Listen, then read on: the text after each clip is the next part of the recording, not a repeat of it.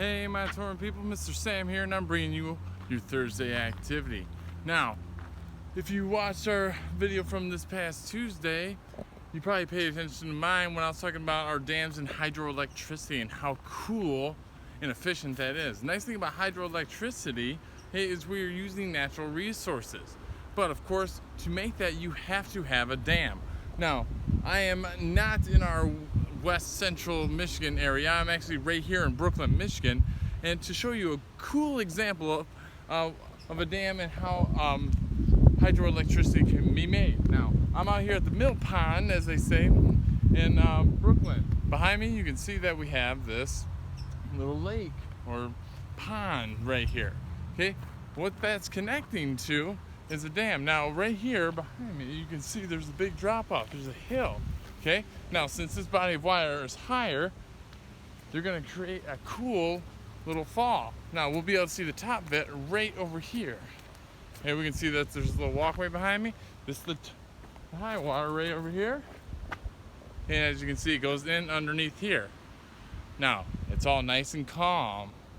Very slow moving water. But since you're taking water from a high place and putting it in a low place in a very short distance, it increases the speed.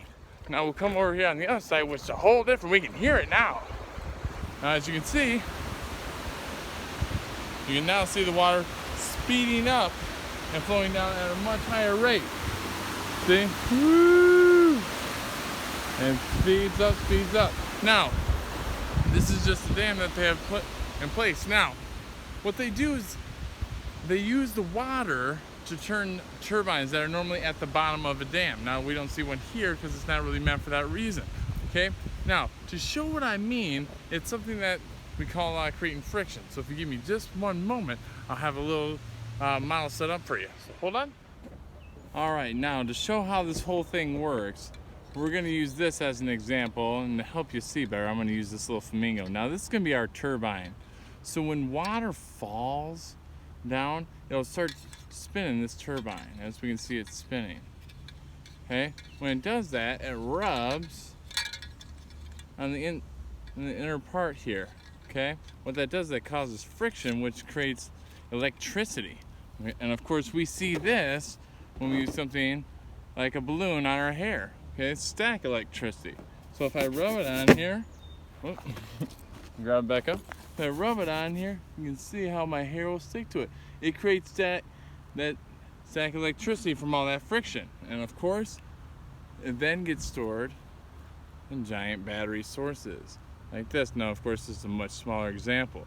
These turbines that they have running in these dams are massive and of course create hundreds of thousands of watts of electricity. So of course their batteries are much, much larger than these.